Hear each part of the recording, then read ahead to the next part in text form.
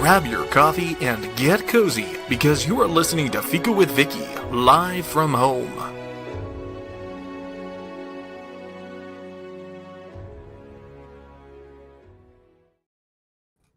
Hello, everyone, and welcome to Fika with our guest author today, Andrew Anderson, and me, your host, Vicky Bennison. I'm just clicking on comments here. Okay. All right. It wasn't quite working. I've been wanting to talk to Andrew for a while now, and today I finally get to do it. It's been difficult trying to find a word to describe his writing. The closest thing I've come up with is ethereal, extremely delicate and light in a way that seems too perfect for this world. But that doesn't quite work because there's a great deal of substance and the physical to his titles as well. Andrew's The Ritual of Writing is a unique writing reference that can be used for any spirituality in its festivals. Make no mistake, following this book is going to mean work, but its use of mythology and tales such as the legend of Sleepy Hollow had me not starting out hesitantly, but skipping through a meadow to that work. The magic of cats is nothing short of heartwarming, and yet it speaks of the evils that humans have perpetrated on these small beings with stoic straightforwardness, mixing fact with mystery, magic with reality, and yesterday with today. Andrew reminds us of what we've always known. The world is made of all these things. It's only separated by a thin veil. And I'm happy that this author is there to push that veil aside when I or you do forget. And the fact that he suggests that we read more magical realism has me saying, here, here, Andrew, here, here. Welcome to Fika. Thank you so much. And thank you very much for those very kind words. They really do mean a lot. Thank you for your very kind writing. I can feel that kindness right in the words. Honestly, it's just a very lovely experience to have read them. As a writer, you never quite know if everyone's going to hate you or if they're going to hate a book or if they're going to hate something you've done. So it's lovely to hear that they have had an effect on you. It's lovely. Thank you. Oh, I just tell them how I see them, kid. That's it. Thank you, Erie Lake and Dave, for letting me know that we're up and running. Now, I just found out something that I think that our listeners would find very exciting. That you have a job being the health and safety person for the Shakespeare grounds and buildings. Yes, it's my other life. My other life is I work for the organisation that looks after the Shakespeare properties, which is quite an amazing job because I've been a Shakespeare fan since I was about 17, 18, moved to Stratford to study Shakespeare. And so I have to, every so often, I have to pinch myself and go, I work with those properties, those houses, those timbers and floors, which have witnessed so much and being there when this child was born and when these books were written. So it's quite an amazing place to work, really. And yeah, everybody else is just jealous. They're they wouldn't necessarily be all the time. They don't know the reality, but yeah, like I said, it's about that pulling back the curtain again. Very much that, you know. You can just use that as a physical reminder when you're having one of those bad days. So I think we'll start with the ritual of writing. Mm-hmm. And of course, what is a ritual to you, Andrew? And why do you think they're so important? I was very nervous about using the word ritual with that book to start with, because I think rituals are they're ways that we make sense of things, if you like. So they're frameworks that we put in place over everyday experiences and kind of universal experiences that help us to make sense of them. So the book wasn't originally titled that. I can't actually remember what it was originally called, but I came to the word ritual quite hesitantly, I think. And then because it was tied into the wheels of the wheel of the year, and the fact that the work developed out of my magical ritual work, I kind of eventually went with it as a title. But yeah, so it's ritual. I'm a bit naughty. I don't always do big rituals for the seasonal festivals when I'm by myself. But the more I've kind of analysed what I do, the more I find out that I'm doing small ritualistic things. So, for example, there is no big Samhain ritual that I do anymore where in the order that I'm in, the order of Bards, Ovates and Druids, there's a ritual where you give space for the ancestors to come and give messages to you. I don't do that anymore. What I do is I collect a bowl of fruit, I suppose, of the things from the hedgerows. So corn grains and rose hips and all sorts of things from the hedgerows. And I collect them from the autumn equinox. And on Samhain, I will go and bury them. I will put them back into the earth. So ritual to me, I used to do the big stuff. I now do the little stuff. And I'm actually looking for opportunities to get back into the big stuff again. And well, it's that time moves so quickly. Mm-hmm. When you get to be a certain age, I think, or busy. Well, because you're busy, not because of the age, people. Because you're busy. Okay, you don't know how busy we are. Very busy. So it just goes by, and you're like, oh my goodness, I didn't do this and I didn't do that. So yeah, it's getting back into that. It is worth doing. It is worth doing something. I think even if it's a small thing to mark the day, to make it special, so that you know where you were when that happened, and you can mark it in your mental diary, if you like. So it's rituals are important. I think the more we've lost them within society, the more we see the need for them. I don't think as a society we don't have those rituals anymore, and I think the more people do them, the more they appreciate them. I think. Yes, we've moved on to, because everybody, it just seems to be a rush all the time in the world. Good morning, Andrew, and it's always nice to see you here. And yes, it is an interesting job, and Andrew must always feel blessed. We all want that job. Some of us wouldn't even be asked to be paid, Andrew. Don't tell my employer that. I'm too far away. That's why I can say that safely. I already thought it out in my head. Yes, definitely. I do think that rituals are important for us to just know what we're going to do. To have that tradition and say, this is how we're going to work it out. So it does make it special from other days.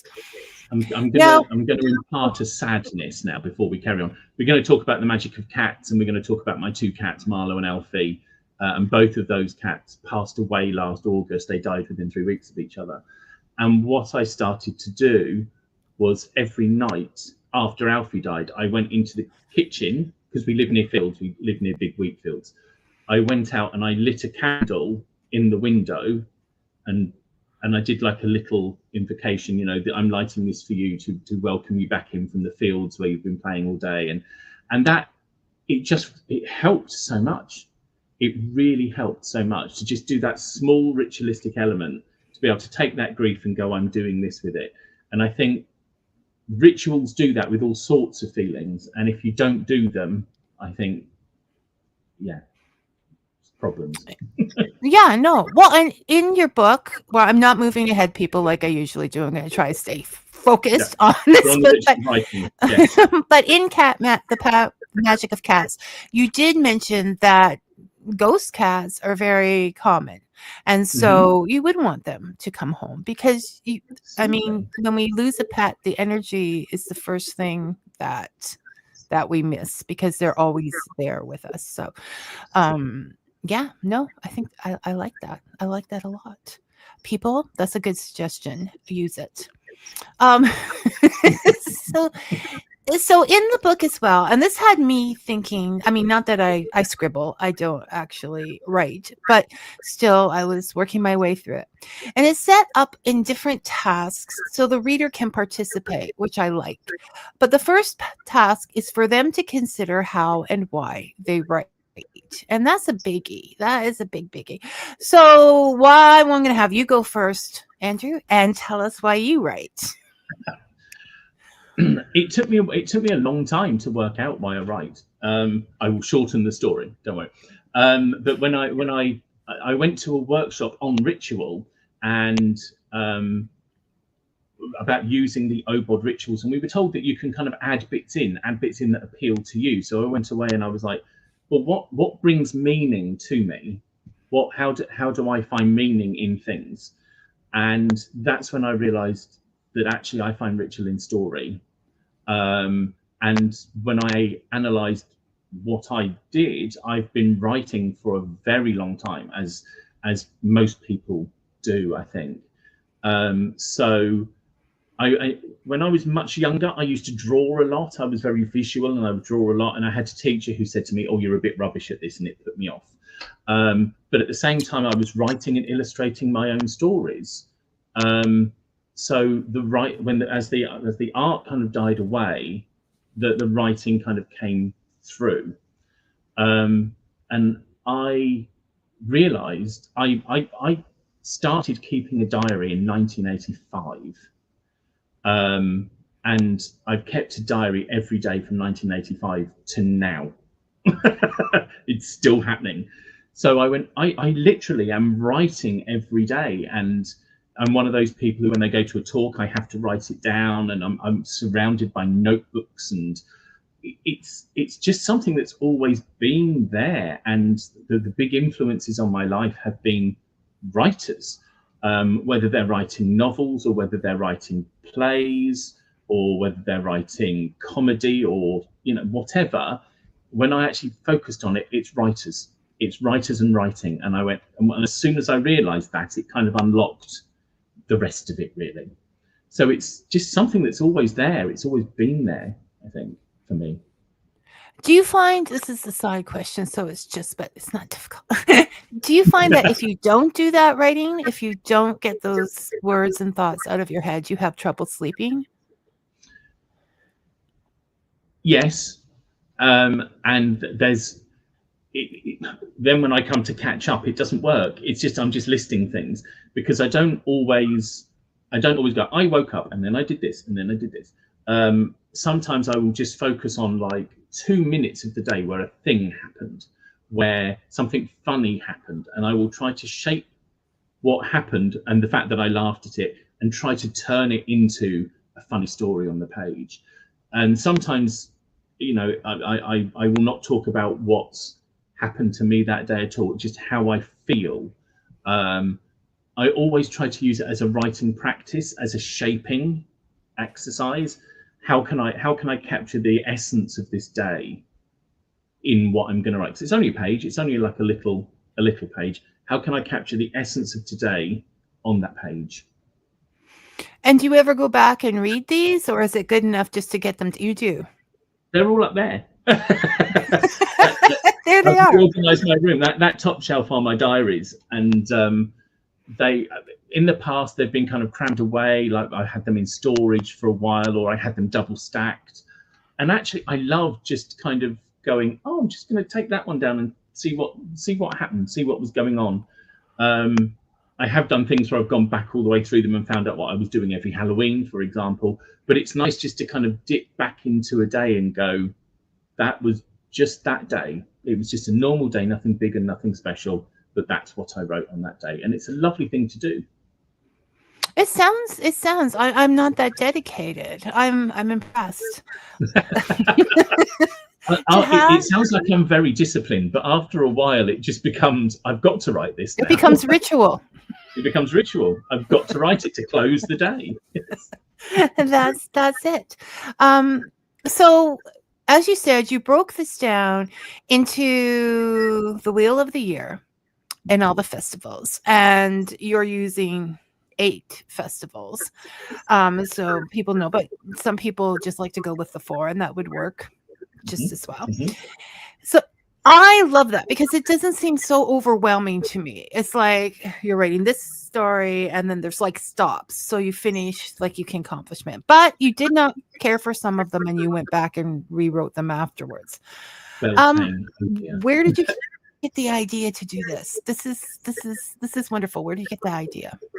So the idea came from this course I went to about ritual and how you make rituals meaningful to you.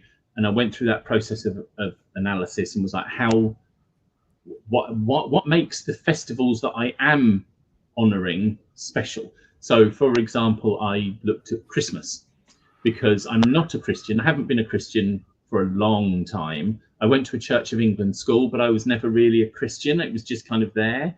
But I love the Christmas story. I love the story of the baby Jesus. It's got everything. It's got shepherds, stars, angels, wise men. It's an astonishing story, and it has meaning. And every year I re-encounter that story, maybe in a slightly different way, but I go back to that story, as we all do, and re-experience it, and I love it. And then over the top of that, you layer things. So Father Christmas, for example. I'm the 52-year-old man who's on NORAD to track Santa on Christmas Eve.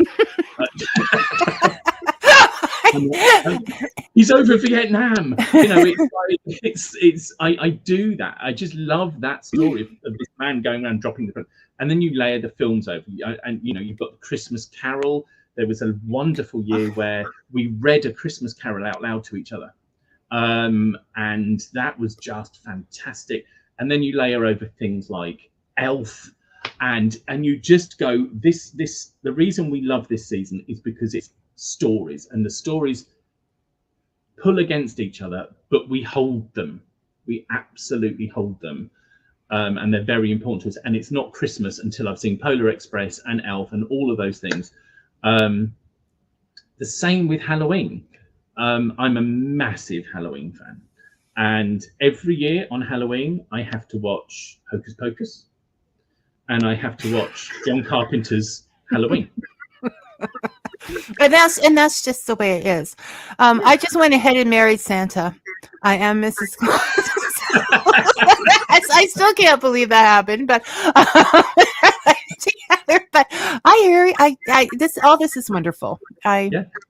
So when you look at the things that are important, so when I looked at the holidays, the festivals that were important to me, it was always story. Easter, again, not a Christian, but I love that story of the Holy Week and the fact that you can kind of literally do something every day for a week.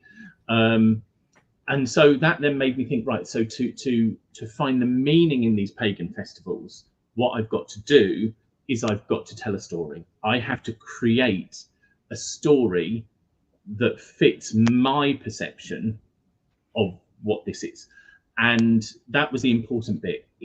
These were not stories that were written for publication. They were not stories that were written to be shared with anybody else. They were stories that I would read out as part of a ritual to the universe, as like, this is my gift to you because this is what you mean to me.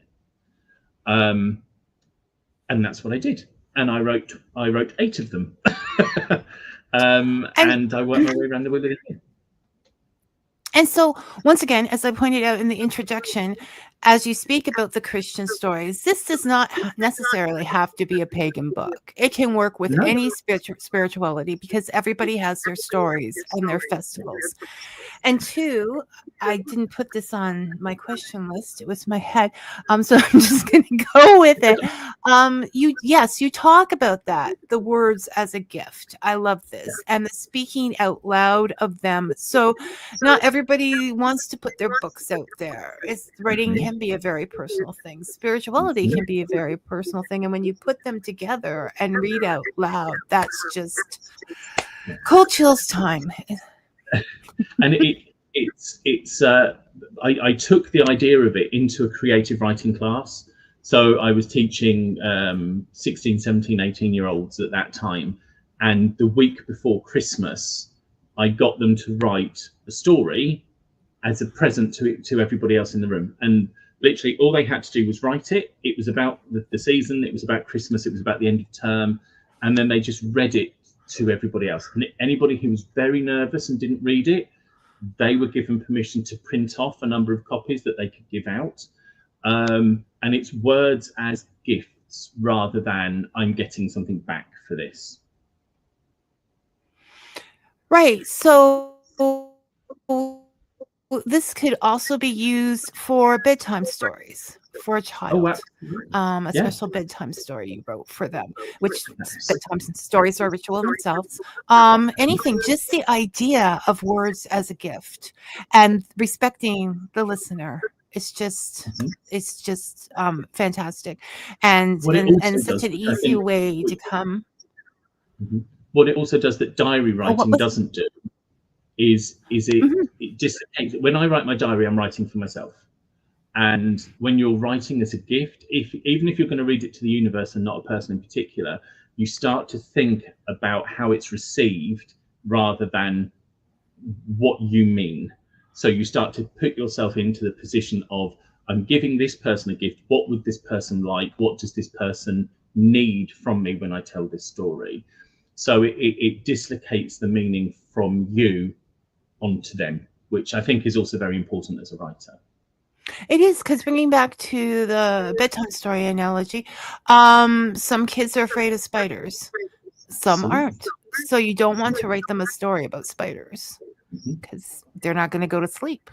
Absolutely. Defeating the purpose. So yes, this is why you come across as such a distinct writer, because you've worked all this stuff out, Andrew. This is I could go on. Okay. It was the start of the process. So we know this is a good book because everything has been tried in it by Andrew himself. And you can see when you go on to the Magic of Cats, you can see how those ideas were taken to create the Magic of Cats. And that's it just is. Now, I always like, one of the things and the reasons for Fika is to get people talking again, to get them not yelling and shouting, and that goes on in the world that we can sometimes disagree, though I don't think I'll ever disagree with you, Andrew, but we can sometimes disagree, and then move on with the conversation, speak politely in that. In chapter 12 of the Ritual of Writing, you talk about writing for a cause, which is always very important. We all have the things that we believe in. And you suggested that the writer be subtle, showing naturally how change can take place instead of like, do this, and just keep repeating the problem in a, doom and gloom kind of way. Why do you think this is the best way to go? There's kind of two things, really. I think if you try to hammer home your message too much, you're instantly going to shut down a large proportion of your audience. If you say things that are going to offend them, that are going to insult them, then they're not going to listen. They're not going to engage with what you're saying. If you shock them too much as well, I think people will switch off. I'm a vegan. I'm a very happy vegan. I'm a vegan for animals. I don't like animal cruelty. And my social media feeds on some days is absolutely, because I follow vegan societies, I see a lot of animal cruelty, and I think I don't want to see that. That's, and people will switch off. There will be people who are animal lovers who will be put off by that.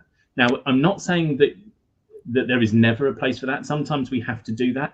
But for me personally, as a writer, I found it never really works, because you just clash instantly, and people shut off and they close down. And it's so easy for them just to close it up. Yeah, absolutely. Close it up, throw it away, won't pick that up again. And so they will never come back to your ideas, to the point you're making. And then the second, so that's the first part of it. The second part of it is kind of what I kind of said, what I said to you a little bit before we came on air, which is if you just bombard people with facts, they're very unlikely to change. Facts don't really change anything. Story changes things. So if you want to change people's minds or take people with you, then just bombarding them with facts isn't going to do that. They're going to get bored, they're going to switch off. So what you have to do is take those facts and create a story. And once you've got the story and you can lead them through it, they're far more likely to come on that journey with you. And that's been known throughout time with parables and fables and fairy tales and mythology in general. Absolutely. It's one of the problems of climate change, because although I'm health and safety, I have sustainability as well. And if you just tell people how bad it is, they switch off, because they, as far as they're concerned, it's just a nice warm day. They switch off, they don't get it. You start telling them stories, and stories about the animals and about people who are affected, and you tell those stories in an engaging way, and you take people on that journey with you. And that's the important bit, really. Because what's the point of writing if you're just going to shut people down? No, exactly. I can see it happening that way. And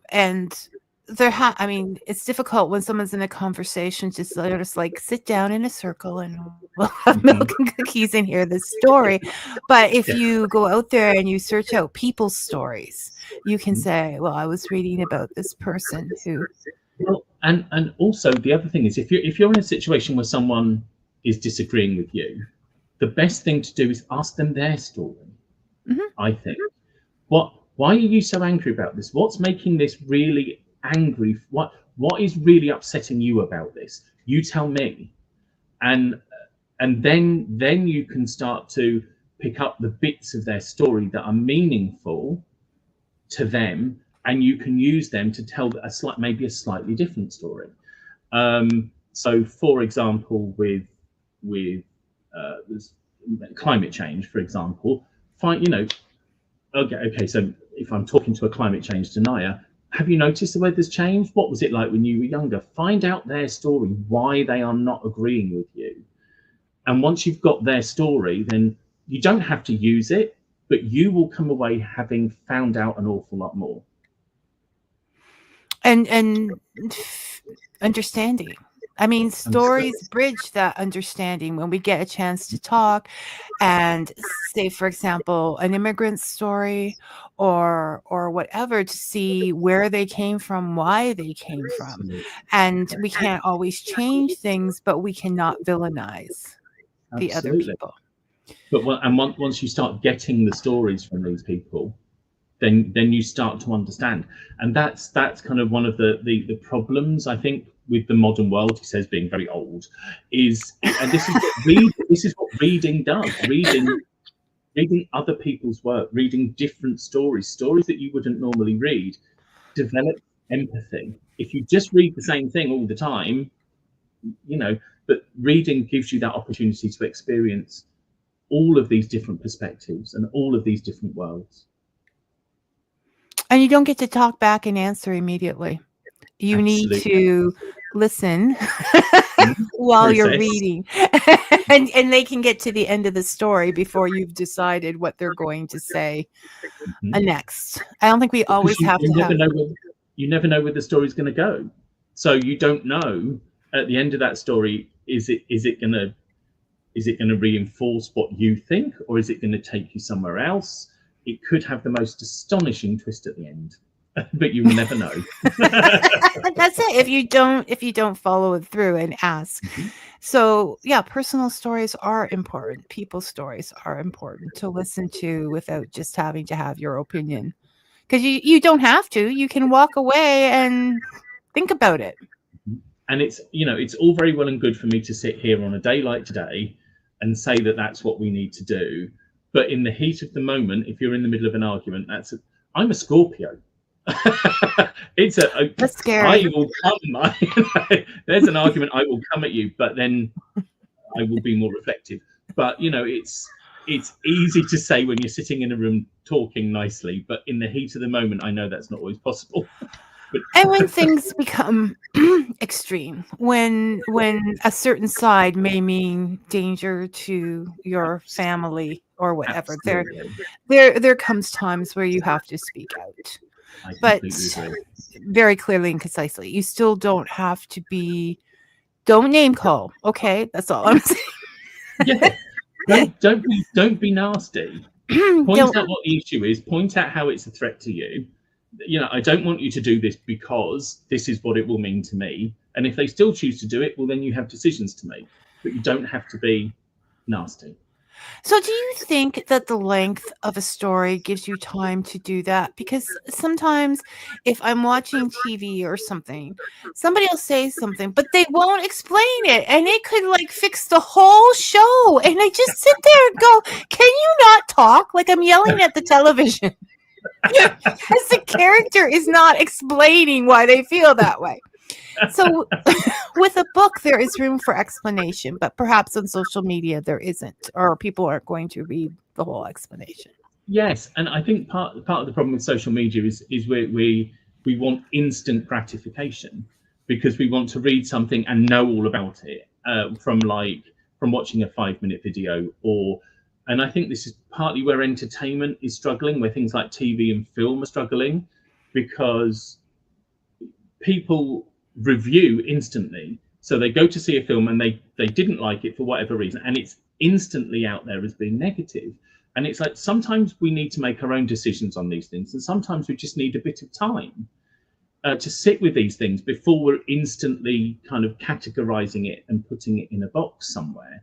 I mean, for example, I remember the first time I saw The Wicker Man, and I am a huge horror fan, and I kind of got halfway through and went, what is this about? I don't get this at all.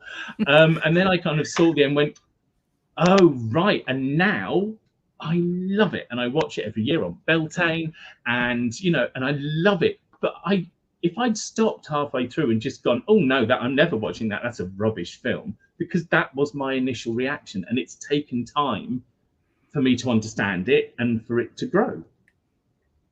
Well, and you can come back to it at different times in your life as you've grown. Like there are books that I was like, but then I've gone back and gone, oh my goodness, this is fabulous. Yes. Like I just love it. So this is the yeah, Shakespeare. He says waving the Shakespeare flag again. You know, I remember. When I was younger, I remember seeing King Lear and going, oh, who is that miserable old man? And you know, when you see King Lear now, when you're in your 50s, you go, he kind of has a point here. Yes. We start siding with the old people in books. But why shouldn't he have his retinue? He's an old man. He's worked very hard. Why shouldn't he be allowed his followers with him? He's the king. And you these stories that you can come back to throughout your life are very, very important, I think. Yes. So read things you don't think you're going to like. Read things that people tell you are rubbish. Just read. That's one of the things about doing this show, that because I get all kinds. I'm a free range reader anyways, but I get all kinds of stuff that people send me that is not what I would regularly pick up, and I'm just like, oh, cool, that's interesting. So yes, it is important to read and to use story to lead. All the big ones did it. All the big ones did it. There's a reason why we still tell these stories.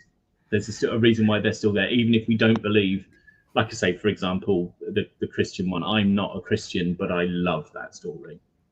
Oh, even when I was moving away from that and I had children, like the nativity scene, they are just drawn to it, right? Mm-hmm. And it is the perfect play set. I mean, you have the baby and the animals, and it's just it's fantastic salesmanship. I mean, last year we had a carol concert, and they asked for readers, and I was like, okay, well, I'll put myself forward as a reader, and I said, well, can I read the story of the wise men, please? Because whenever I was at school, I always seemed to get the story of the wise men, so that was nice. But also, they're astrologers, they're the pagans, and they turn up at the end and sort it out. Oh, right, we're turning up now with the big gifts. Right, you need to run away. And so I was like, so can I read that story? Because that resonates with me, because it's got that pagan side, you know, the magicians turn up and sort it out. And it was lovely to contribute to that from my own perspective. Well, and Christmas carols in the church echoing like at an evening service, like you can't do better than that. That is they're all wonderful, and they're a part of us. We can't just say, you know, no. This was a part of our upbringing, so we keep all the good stuff, right? And the good memories. Now, you talk about being pagany. You talk about druidry. You talk about writing in nature and how important it is. Why? Why is it important, Andrew? Well, I particularly talked about it in relation to the seasonal stories. That's why it's important. It is important generally because it sets the scene. It tells you what's going on behind. The reason it's important for the festival tales is because whenever we write stories about Christmas, it's always snowing. Now, I don't know what it's like where you live, but in England, it never snows at Christmas. There have been days when it's been kind of semi-tropical and everyone's sitting around with a turkey going, oh, it's too hot. If it's going to snow, it will generally snow around Imbolc, probably January Imbolc time. So if you're writing a winter solstice story, you need to go out and see what it's doing, because you can't write the right story if it's not resonating in the landscape around you, which is why a story that I write here in England will be a very different story to the story you would write in Canada, would be a very different story to one that somebody wrote in Australia, for example, because the story as a festival tale, as a piece of ritual, should resonate with the landscape that you're in. And we make assumptions, and those assumptions are not right. So it's best to go out and look at the plants, look at the trees. What are the trees doing in the spring? Which ones are in leaf before the other ones? It just gives your story that seasonal tale. It gives it that little edge of authenticity and the connection to the thing that you are trying to get at, which is the seasonal cycle. So it's, for me, my stories suddenly started to get a lot better when I actually went out in nature and went, oh, that's in flower. Oh, right. What's that plant? Finding out what that plant was. It feeds the story. And you can even go back in your journal and see, oh, is that late coming out this year? Absolutely. Yes. You know, in a time of climate change, I think it's also really important that we honor that within our writing. You know, what somebody would have written as a winter solstice story 100 years ago would always be very different to what I would write now, but it would be interesting to see those reflections on the weather. Well, it's like that in Canada. I remember when I was younger, we would get snow much earlier. Now, the last few Christmases we did have a big storm, but it's not as solidified as a season where you have like autumn and then winter and then spring. It's like everything's mushing together and you don't know what's going to happen tomorrow. It's just amazing. But then that speaks of respect to the earth, because you're not following a dogma of festival. Like, this is what it says we got to do. So, you know, you're following the authenticity. It's why you revise why you should revise them every year, why you should go back to them and look at them or come up with new ones. I mean, my first winter solstice story was The Holly King and the Oak Child, which was a retelling of the Oak King, Holly King story. And I wrote that without any engagement with the outside world at all. I then wrote one about the Deer Mother, which was set in the far north, so that was very snowy. But the one I did last year was called The Wild Dance of Herne the Hunter. And so I was able to actually go out and look at what the English countryside is like on on the winter solstice and include just bits of that in there just to make it feel a bit more authentic. Well, that follows along. You wrote in the ritual of writing. I'm just going to have it stamped somewhere. Excuse me. About the tree situation, and that you had worked with someone whose trees were not the same as England and Australia. And this is very much what is like here when you're doing the sacred tree grove or whatever. I'm like, what about maple? We have maples everywhere. And, you know, I was able, and then you learn interesting things. I found out that in the southern tip of Niagara, where I live, there are a couple of farms that have learned how to grow hazel trees. Which is not common. So when I wanted a wand, I was just, this is going to sound crazy, people, but my husband carves things and I just want to make some wands out of the wood. And they were like, sure, certainly. And I planted some holly. I know that that they're not natural to this area, so I'm breaking some rules, but I love holly. I just love it. Deny everything. What's that? If anybody asks about that, we'll just deny all knowledge. Yes, I didn't say it. But so you can make some changes, but there are trees that are in your face and you don't want to miss them because obviously they're important because they're in your face. So doing that, you can switch things to work and write a story about why that tree is sacred. But even in England, with the OM tree alphabet, if you like, the wheel, for me there are some that feel like they're in the wrong place. So I kind of match them. I kind of move them around as well. I think, why would we follow something that somebody else told us if it didn't feel right? And if there's no real age to it, even if there is an age to it, it doesn't matter to me. I will move it around so it makes more sense to me, because as we've said, the climate's changed. So the reason that they may be in that position in an ancient sense may not be relevant anymore. So we need that freedom to be able to move things around for ourselves, because paganism, druidry is not dogmatic, and it should never be dogmatic. And the people that originally wrote those stories they didn't know, you know, and they wrote it in a way that they saw it. So yeah, it's going to grow. Even they changed the story when they went to the other town, you know. Like, how's harvest going out there, everybody? Yeah. And I mean, one of my favorite texts is the Mabinogi. I love the Mabinogi stories, but they are medieval versions of something that is much older. So you can't say that those are the original stories because they're coming from something else. They've been adapted into that medieval world. So around every campfire, there was a different version. Absolutely. And that's the beauty of it, because you can sit there and you can be the collector of all of those stories, and you can know all of the different variants. So when it's your chance to tell that story, you can tell one of those, or you can put your own slant on it. So it's so much creativity, Andrew, so much creativity that you encourage with this book. And I'm definitely encouraging people to pick it up. I might actually finish a story with that kind of thinking. I will try. So I think it's time we move on to the magic of cats. And we all know our own personal cats are magical. So there's a tendency to think of cats as nice night creatures, which you point out in the book as creatures of the other world, the night cat, the knowing cat. But you were inspired to write this book in two parts, bringing in the day cat, the physical cat.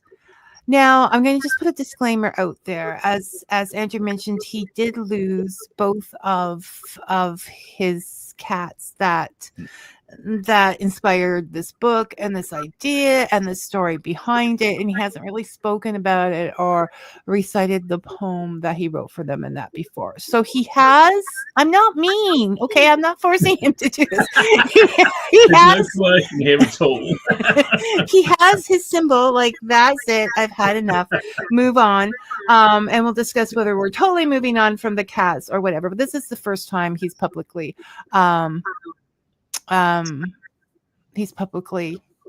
talked about them out loud. Yeah.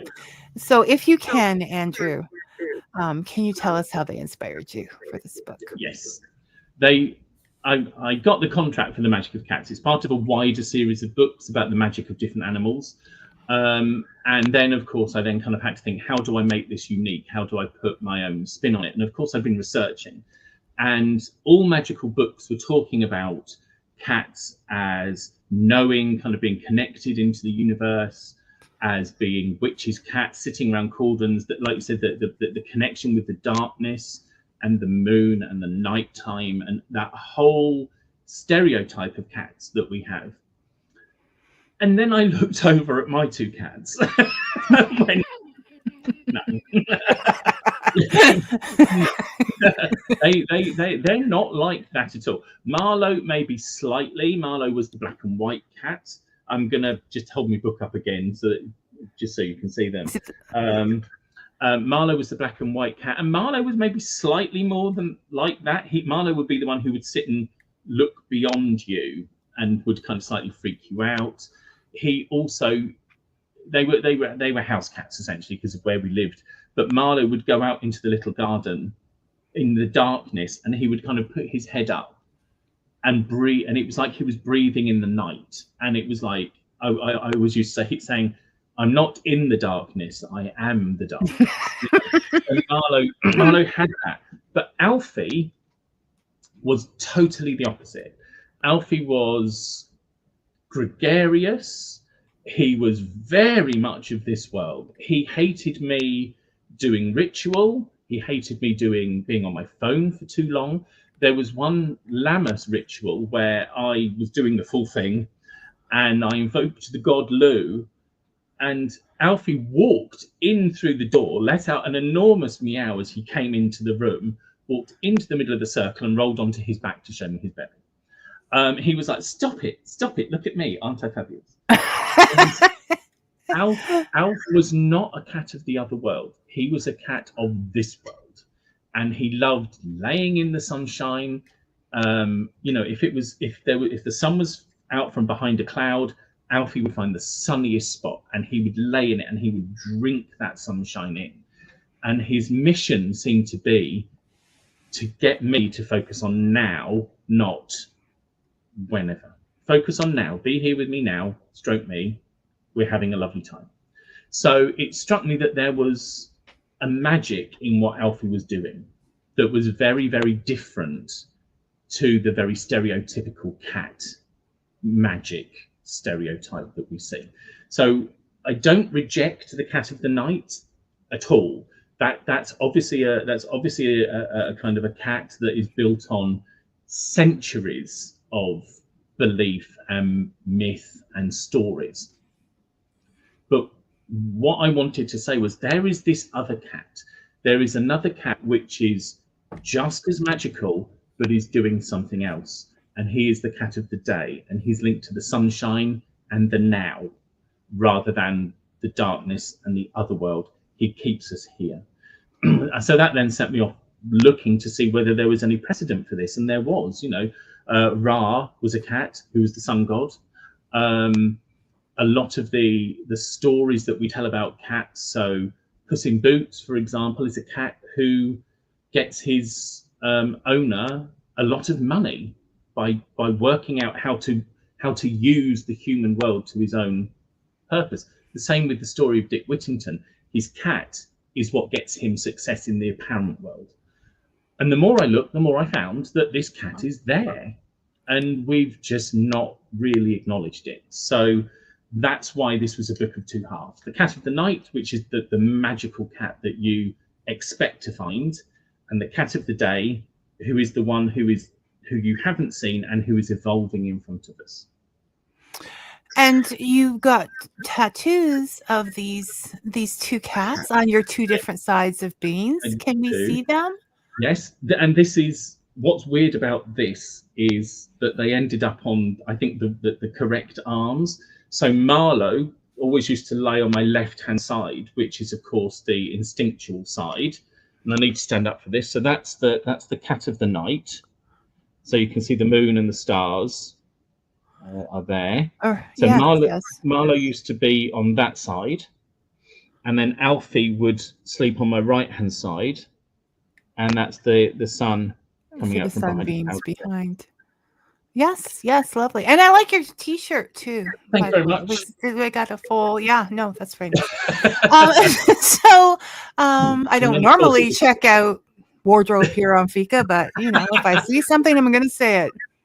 it was then picked up by Hannah Willow, who is the most astonishing artist. When Hannah agreed to do, I could not believe it. I've been a fan of Hannah's work for years, and when Hannah was like, "Oh, I'll illustrate your book," I was like, "Oh God, there's pressure." So I've got to live up to Hannah's illustrations. So her beautiful pictures, and she does them all the way through the book. Well, and they go perfectly with the back of, because it is that heartwarming, that love, the power in that as a pet owner and things. Anybody who has cats is going to love this book because of the information and because the videos.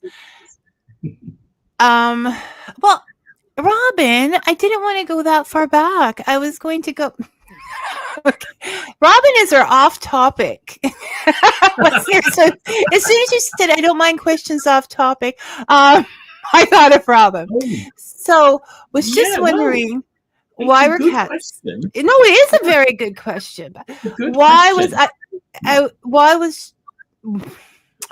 Was just wondering why were cats considered sacred in ancient Egyptian cultures? I think it's cats began. I could say cats were domesticated at that point, but I think it would be more fair to say that cats domesticated themselves at that point. So that's the point at which we see cats moving in with humans. One of my favorite stories that I picked up was the name of the very first cat is from ancient Egypt, and the name of the cat is Nedjem, which means sweetie. So many cats there. Yeah, I used to call my two boys Sweetie, and that was the first cat name we have written down. And I think families of cats, when a cat died, they would go into a period of mourning in ancient Egypt. So I think what we're seeing by the fact that they are linked to the gods is the appreciation of the cat. We see just how central the cat is to that civilization, if you like. So the fact that they pop up as gods shows us just how much the Egyptians loved having these animals around them, I think. And yeah, they were worshiping them because they were loved and added to they were useful. They had a role. They had a very clear role. They were mousers. They protected the grain stores. But the Egyptians moved them beyond that. They took them into their homes and loved them. I can see that. Yeah, and the cats would domesticate themselves. Like they wouldn't be up for anybody else domesticating them. Like I am coming in now. Our cat totally rules our household. Like it just amazes me. Just how she knows how to do it. Like it's just watching cats or dogs, whatever your pet is, and just being wowed by their ability to do things and know things. Yep. Cats are astonishing. They've worked out exactly how we work. They know how humans work, and they know how to get things out of us. Yeah, that's down the line, but how have they evolved themselves in order to twist us around their fingers? Which they do. So cats in the wild don't meow generally. The meowing is something that they do as kittens that they've worked out works with humans, basically because cats communicate through their body. So they communicate through the shape of their body, through their tail, through their eyes. We, of course, don't do that. We communicate verbally. And so the cat would be communicating with us like mad with its tail and its back and its eyes. And humans probably wouldn't pick that up. So the cat just kind of goes, meow, which is what it would do to its mum to get attention. And it's worked out that is how it engages us, by talking to us. We are verbal. They will hear us talking, so they will respond to us in a meow. So the same with purring. Purring is at a particular frequency that will heal torn tendons. It will heal broken, fractured bones. You know, so if you're unwell, get a purring cat on you. We all know that having a purring cat on you calms you down. It makes you feel calmer. Stroking a cat releases the ions of the cat's fur out into the atmosphere, and it's a little relaxation machine for us. My favorite thing that they've done, though, which again I think shows just how clever they are, they have two types of purr. One is the purr that is very healing for us and that we love, and that's, you know, when the cat is relaxed and happy, it will purr. But they have another purr which is called a solicitation purr, and the frequency of a solicitation purr is at the same frequency as a crying baby. So they know if they purr at a particular frequency, it will make us do things. So like, oh, I'm purring very, very high because I want you to do something. So we go and give them some treats. We let them out. We do something that pleases the cat. And they've worked out the pitch to put that at to make us do it. I mean, what else do you need, frankly? They're geniuses. No. The power they wield. Okay, Dave, I'm going to get to that question in just a little bit when we get moved on to more closer to that topic. I can put him off because he's my husband. And that gives me special rights. No. So they do. And they know. In the book, you wrote that they know when their owners are coming home. Now, this has been of interest to me. I used to think that, and with our dogs as well, that, you know, usually my son or my husband would call me when they left work and said, I'm on the way home, or whatever. And then, like, she will go directly to the window, the front window, and sit on the table and watch for this. But then you said that it's possible they just know. They just know when their owner is coming home. Just know. Yeah. There was some research done which said that both dogs and cats know when you're coming, but cats don't care. Sometimes they will, but quite often the cat doesn't care that you're coming back. So it knows, but it's not bothered. My cat doesn't care if it's me, but she's definitely my son's cat. Like, you know, she will. Yeah. Luna has an attitude. People think I'm saying that to be mean, but I'm actually impressed by it. But she has an attitude that, you know, she's got to be 16, 17 now, and she still will only. And then he's thrilled to sit on my son's lap once in a while. Like, she will sit beside you, she will whatever, but she knows exactly what she wants. So she would care if it was him, but no, I just changed the litter and the water. That's right. There's stories of cats. In the book, there's a story of a cat during World War II that had a kitten in the basement of church, and for about 2 days before kept moving the kittens out of the basement, and nobody could work out why, so they were taking the kittens back in, and then she took the kittens out, and then the church got bombed. So there is evidence, although it's colloquial, you know, it's anecdotal, but there is evidence that cats do know what's coming. Yeah, I have to, because I've been watching her for a while, and if she starts acting funny, like off her regular schedule, like it's at 10 a.m. so I need to be in the sunspot on the bed, you know, I start looking for something. Like, I mean, I just do that because it always seems to happen that way. Like, you know. Yeah, they do know. They do know. Whether they can be bothered to tell you, it's a different question. Well, I'm sure she's just looking out for herself. Yeah. I mean, we've never had a roof fall on us, a whole building fall on us, but, you know, should that come, just watch the cats. Just watch the cats. Just watch the cats, and you will know. So you have written a lot about the history of cats. in this book. But buy the book, people. We can't cover it all. It's got horror films, it's got children's books, it's got it all in there somewhere. It does have it all. I told you. It's like, everything that's important to me, and it's my show. So I say everything that's important to me. It should be important to everyone else out there because it's important to me. But we have been saturated with the witch and the cat combo. How did that particular thing happen? So the witch cat association seems to come through the goddess Hecate. There are a couple of Greek myths that relate cats to Hecate. There's one of a servant who tricked a goddess, and as a punishment, she was turned into a cat and sent to live with Hecate in the underworld. But there's also the story that Hecate was running away from a particularly nasty villain, and she transformed herself into a cat.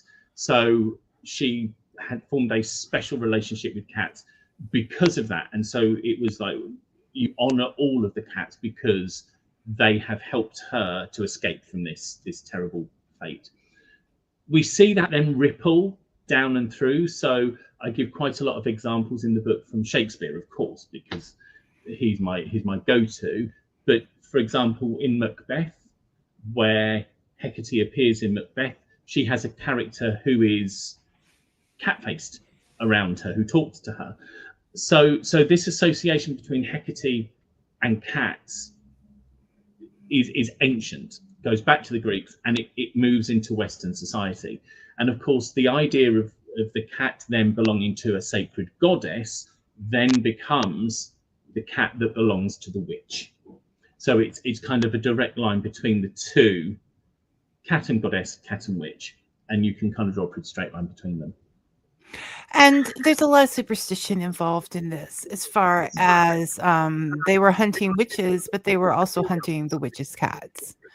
Yes, because the cat, the cat of a witch was not always thought to be a cat. So quite often, the idea was that the witch could transform herself into the cat. So we get a lot of stories of a cat running to a particular house, and when they get there, there's the woman inside the house. So it's either the cat is either the witch herself, or perhaps more potently, the cat is an imp. The cat is a devil in cat form. So is not a cat at all, but is actually a demon or a devil or a familiar in that sense. And you can kind of see where that comes from, because I think, if you get a bunch of righteous men storming into someone's house, the cat is gonna go, and they're like, oh, it is my righteousness that is making this cat be so awful to me, even though it's the fact that you've just stormed into the cat's house, which is what's causing the problem. So you can kind of see the cat would react very badly to that kind of brute force that was employed during the witch trials.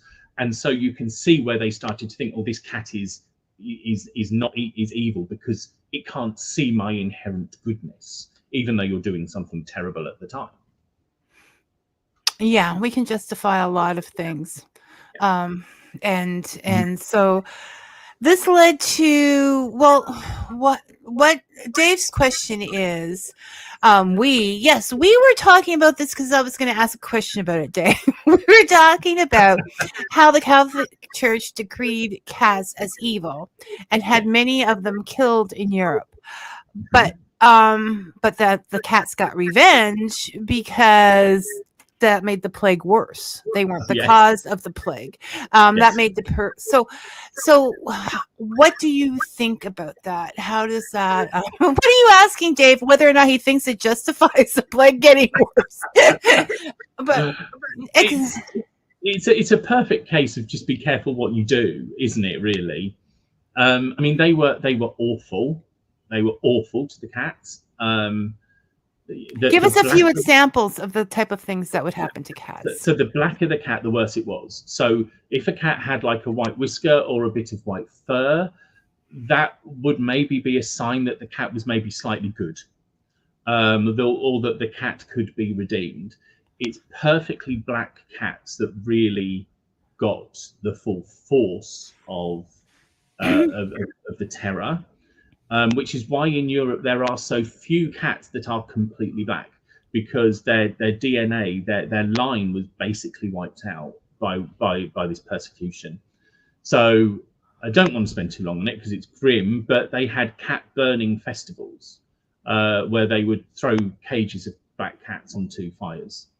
They would beat cats out of town, so they'd have like hunting parties that would chase the cats out of the town. There is a report of a cat being whipped, all because they were felt to be these demonic creatures.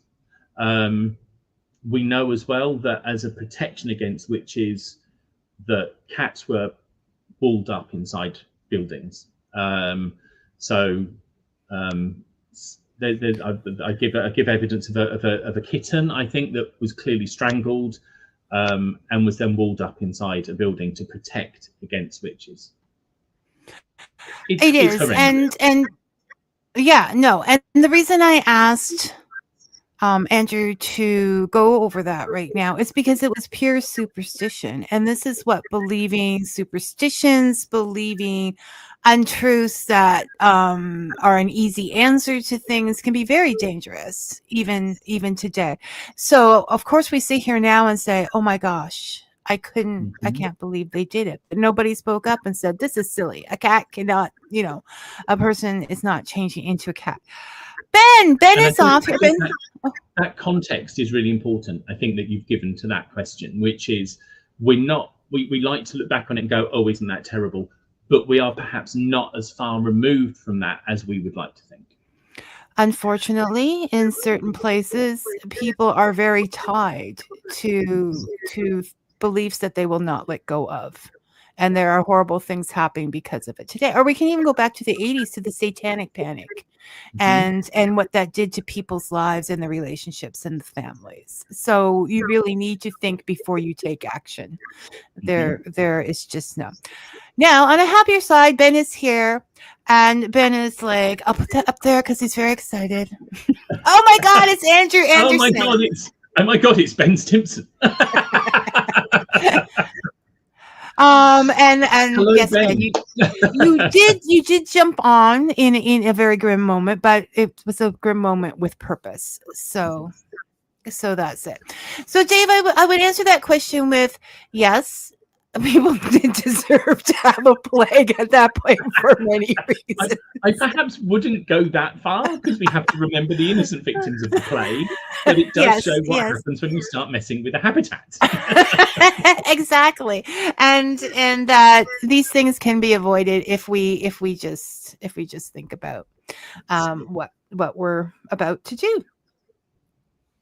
And what I found interesting about this, I don't know why I didn't know this before, but this was a wow moment in Vicky's life as she was reading this, is that when they were looking for the witches' marks that we always knew that they would do, that in order for these cats to become their familiars, they would have to suckle on the witch's blood. It's that when they found the witch's mark, the extra nipple, they believed it was what the cat was feeding off, if you like. And then they would just continue to look for that once they came up. Yep. Sometimes stories are not good, Andrew. Sometimes they don't. They would. And I also think, when I was young, and I didn't, and when I was much younger, I didn't know what a skin tag was. And as I've grown older, you're like, oh God, these people must have been covered in these extra bits. Yes. And they go, right, that's it. That's the witch's mark. And it's like, but that's just a skin tag. That's just age, Yeah, but many people didn't get old at that time too. That's so very true. When, true. you live past that, and then you're dead because you had a skin tag. It's not funny. It's not funny, people. It's just I watch Monty Python. Okay, That's just the word.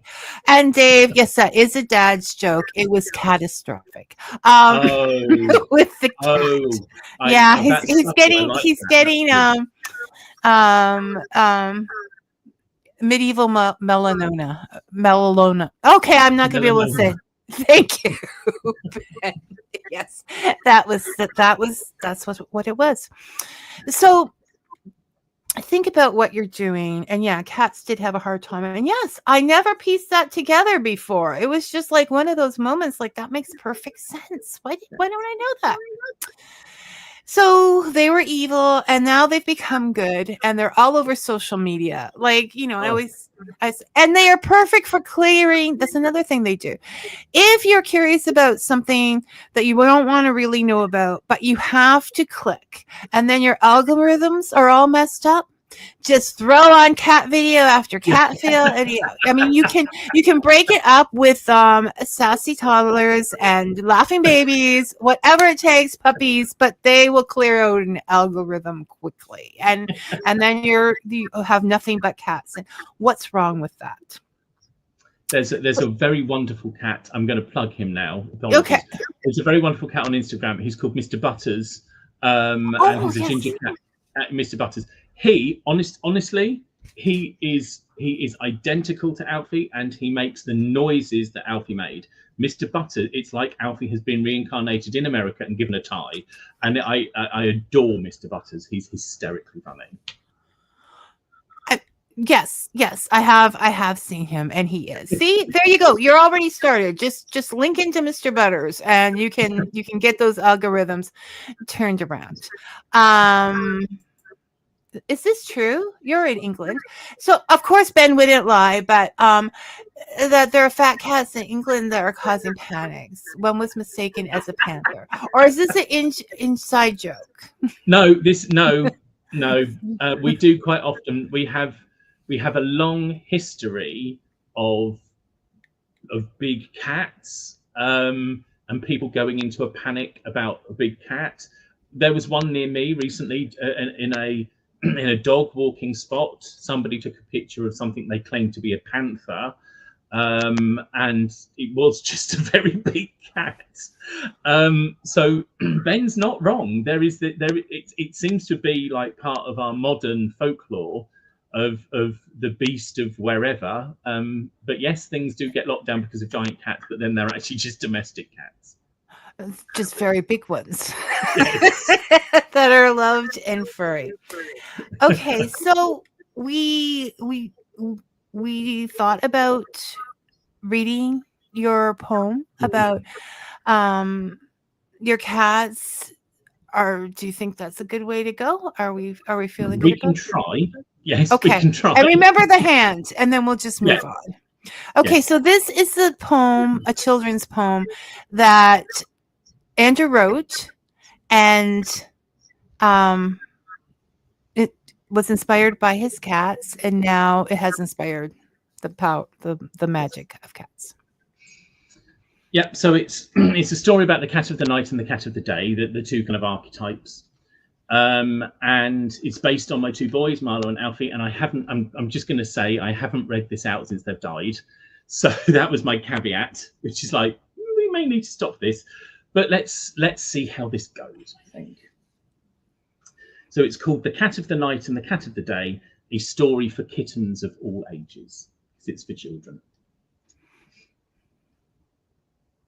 Long, long ago, before there was time, before there was music or stories or rhyme, the moon loved the sun so much she gave birth to a small little planet, which we call the Earth. The moon loved the earth with its rivers and seas. The sun loved the earth with its mountains and trees.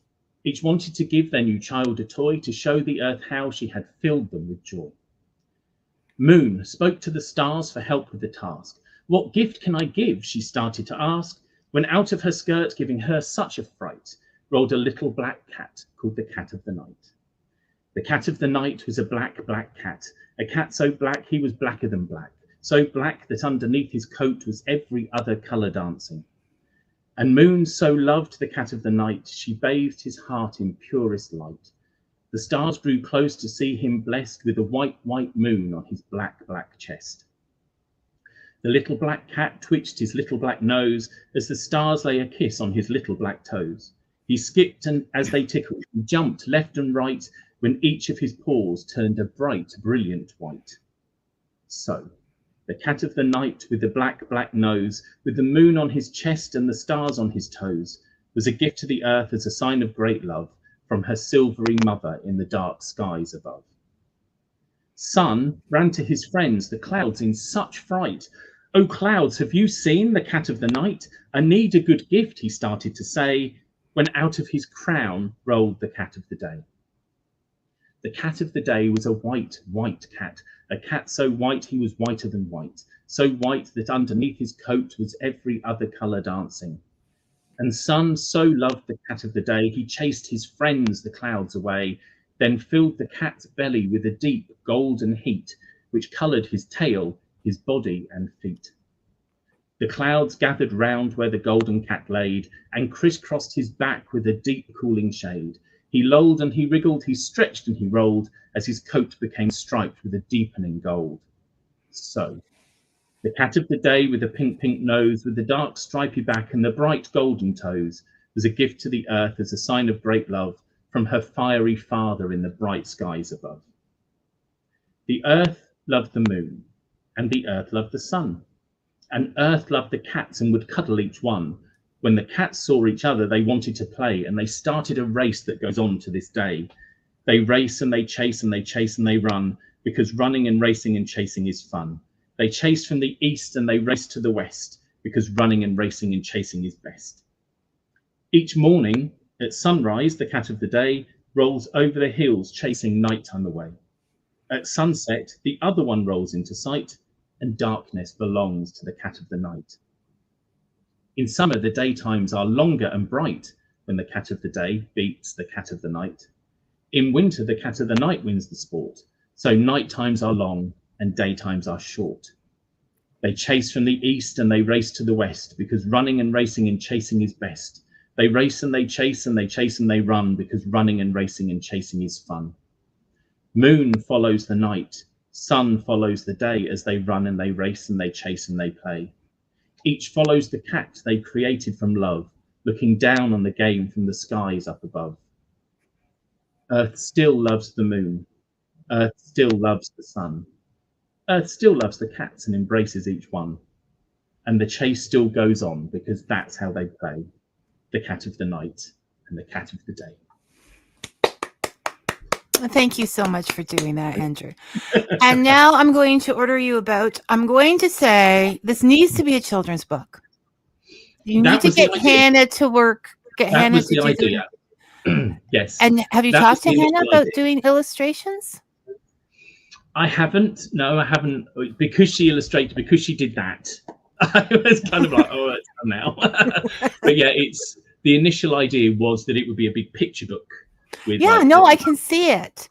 Seeing the cats change from because the cat of the day changes from white into gold, and the cat of the night with his little white toes that appear from the stars. And so, yeah, the idea was that it would be a big picture book of that poem, but it's just not quite happened. But maybe one day. I can see you reading it like at a bookshop or something, or at different libraries, and getting those things out as you were reading it there. You have a great voice for doing that, by the way. Years of training. I know you did a wonderful job, and you saw it through. Okay, this is true. We do have that kind of thing here in Canada. We have here as well sightings of large cats misidentified as cougars. And once, even in a provincial park, people thought our one dog was a wolf. Like they were like, "Come here and see this wolf." And then my husband just went over and picked up his leash and walked him out. So, they were a little confused. Now, before we get on to what you're working on now, this is on a side, but for those who spent high school hating Shakespeare and would never look at him again, why do you think they should? Tell them. I think part of the problem with Shakespeare, in a sense, is that we think of him as being very old and very dusty and something in the past. And Shakespeare isn't. Shakespeare is about now, because what he writes about is people. And one of my favorite quotes that I ever read about Shakespeare is that Shakespeare doesn't give you answers, Shakespeare asks questions. So if you're looking in a play for what Shakespeare meant, you're getting it wrong. You can read these plays 2, 3, 4 different ways.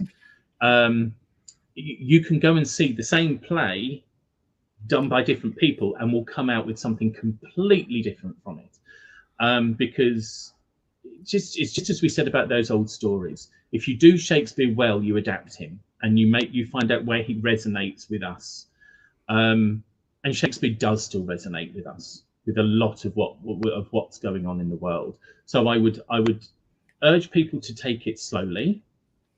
Find a play that you think you're going to like. So Macbeth is I think it grabs a lot of people. Yeah, and it's short. The good thing about Macbeth is it's short. You don't go for something like Troilus and Cressida, which on the stage is 3.5 hours long and is very confusing. You start with the accessible things like Macbeth, like Midsummer Night's Dream. What I'd also say to people is find out what the plot is. Don't read him and try to work out what's going on, because know what the story is, maybe apart from the last act, but find out what acts 1 to 4 are about. Then you're not worrying what's happening. I don't know what's happening. You're then just looking at how it's happening. So how are the characters talking? What are they saying? What images are they using? What bits of language resonate with you? So rather than what does he mean? I don't know what he means. If you take out what he means, then you can focus on the rest of it, really. Yeah, and it's not an age thing. Like very, very young when it comes to Macbeth, and that will I once suggest my kids from a Simpson quote, from something on The Simpsons, and then they were like, "What is this Macbeth?" And then I picked up a thing because it had I'm going to say Gandalf because I can't think of names on it, was playing it. And it just went from that until I'm like, they're like, oh, let's do it. Puppets with swords. And they were, I challenged myself. I didn't have when I did Macbeth first. I did it at school. And I actually remember my teacher throwing a piece of chalk at me because I'd fallen asleep. And that was when we were doing like GCSE levels. That was 16 years old. When I got onto my advanced level, my A level, I was like, right, Shakespeare is the most difficult thing here. That's the thing I'm going to learn. I'm going to work that out. And once I've worked that out, everything else will fall into place. So I remember we did a play called The Winter's Tale, which is glorious and gorgeous. And our teacher said, there are 4 other plays. There are 3 other Shakespeare plays that are like this: The Tempest, Cymbeline, and Pericles. Go away and read one of them and write a comparison of The Winter's Tale with that other play. Okay. So I went, okay, I'm reading all of them. So I read The Tempest and Pericles and Cymbeline, and I wrote an essay that compared the 4. And once you've read one, you go, oh, I understand that bit in that one because it's the same image. Oh, and I understand that bit there as well. The more you read, the more you experience, the more you push, the easier it just unlocks. You break the Shakespeare code, and you're in. Dave would like to know if you have a favorite modern adaptation of any Shakespeare film plays, and if that has Patrick Stewart in it. I saw one of my favorite productions of The Tempest had Patrick Stewart in it, and it was in Stratford because, of course, it's in Stratford, and that was astonishing, and it was wonderful. Oh my goodness! To see. I was like in the second row, so to see Patrick Stewart at work was amazing. He was a very good Claudius in Hamlet when they did with an actor called David Tennant, who used to be Doctor Who. He was Hamlet. No, you don't have to explain David Tennant. So David Tennant was Hamlet and Patrick Stewart was Claudius. And it was the only production of Hamlet where I've actually wanted Claudius to win. And don't you say "see" to me, Dave. Okay. It's like, see, it was Patrick Stewart. So yes, go out. I just thought that was important to add on because people just throw them off, and it's not something to be thrown off. Okay. So last question. What's next for Andrew? Okay. So I've just finished and sent off Herne the Hunter. That's now gone. So we're just finalising the cover of that. And again, Hannah Willow has illustrated the cover and done 5 illustrations for inside, which are just astonishing. They're just beautiful. She'll do the cat book. I know it. But I've been saying to, have I got them out here? I don't know. Let's have a look. Hannah has started to do cat merchandise, by the way. I just need to flag this. So you can now get a Cat of the Night and the Cat of the Day card. I was going to ask you if you could get pictures of it because I wanted to. Yeah. So you can. So that will be on Hannah Willow's website. She does the card. I've also, which is the thrill of my life, I've got them on coasters. So I can put my cup of tea on the Cat of the Night and the Cat of the Day, which just, my cats have merch. And I'm so proud. that's such a tribute. Yes, it's I wrote the poem originally like years ago because Becky, who I live with, said to me, we don't mythologize our cats enough. And I see them rippling out in the world now, and I'm like, I'm so proud that they now live out there away. Other people know about them apart from me, which is just joyful. So I think I've said to Hannah that she should do the Herne the Hunter pictures as cards as well, because she's done a very different style to what she normally does, and they're very gothic and very dark, and they're just beautiful. I mean, when she started sending them through, I couldn't believe how beautiful they were. So Herne is coming next summer. And then I'll book you in for next summer, shall I? It was Herne was such a wild ride to write. It was just, as all my books, they kind of consume me while I'm writing them, and I'm just about letting Herne go at the moment, but it's just been the wildest of rides with Herne the Hunter. It's just been, that whole storytelling thing has really had to come into play with it, so I've loved it. So that's next. And then the book after that, which I've just got the contract for, is called The Book of English Druidry. And that will be coming in 2029, I think. Got quite a long time for that one. Yeah, I can't think that far ahead. I can't think about it. Dipping away at the foothills of that one at the moment. One of the reasons I went into Druidry is I wanted to work out what the ground beneath my feet was telling me.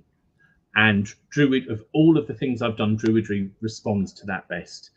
And I trained with the Anglesey Druid Order because I thought maybe I need that more Welsh tradition coming into what I'm doing. And I adored the training. Christopher Hughes is amazing. And the training on that course, I would highly recommend it to everyone. I feel very proud to be a member of the Anglesey Druid Order, but I also freely admit I'm a terrible Welsh Druid because I'm English. So the Book of English Druidry is about taking those influences and going, okay, how does that apply here?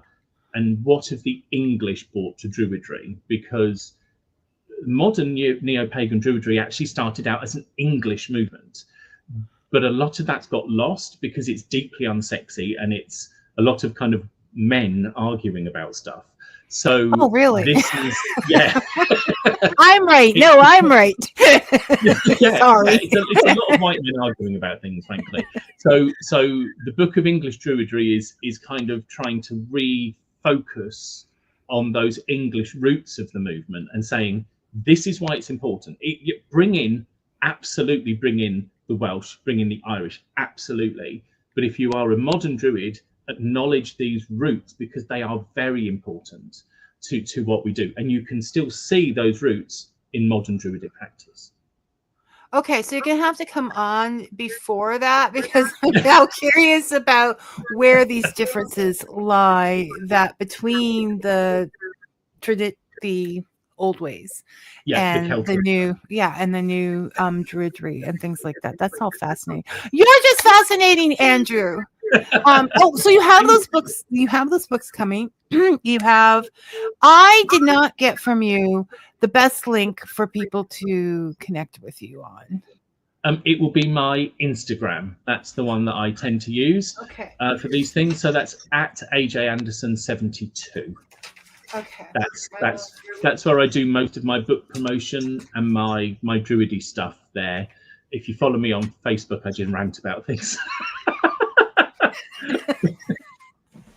Just goes deeply unfair. I need to go there just to find out what he's ranting about. It is so hard. My Facebook is like personal, I suppose. So it's where I have school friends and things, you know. So some people find out my deep dark secrets, and they find out you like what kind of music and that kind of thing. So it's a bit more personal, whereas my Instagram is my book stuff, really. Are types of music controversial? Well, no, but I can't. Well, I don't know. Oh, okay. Spill it. Okay, I'm a massive, like, enormous fan of Kylie Minogue. Okay. And okay. So that's not what they expect from me. No. but I have been since about 1988. It's like, you know, it's like the most lightweight pop and dance is kind of where is my kind of music, and I love her, and I've followed her since 1988. And there's a whole story which we won't go into now, but there is a reason why. But I just love her. Is she the one that sang I see this is what I want to be? Is that No, she did The Locomotion. Okay. And she did Can't Get You Out of My Head. She's Australian. Okay, because I'm old and I can't keep up with you young people. She did one recently called Padam Padam, which everybody loves. But yeah, so there's like a 35-year history to Kylie, and I was there for all of it. So this is the point. The point is this is the end of the show, and people can't turn away until they get to this point. No, I'm just teasing. It has been such a pleasure to have you here and to read your books, and just best wishes with everything, Andrew. Thank you so much, and thank you for inviting me. It's just been lovely. Oh, I could go on for another hour, but we have to pretend that we're working while we're doing. You take care, okay? We'll talk soon. Okay. Another lovely time here with Andrew. Thank you everybody for listening, and as we always say, what do I always say?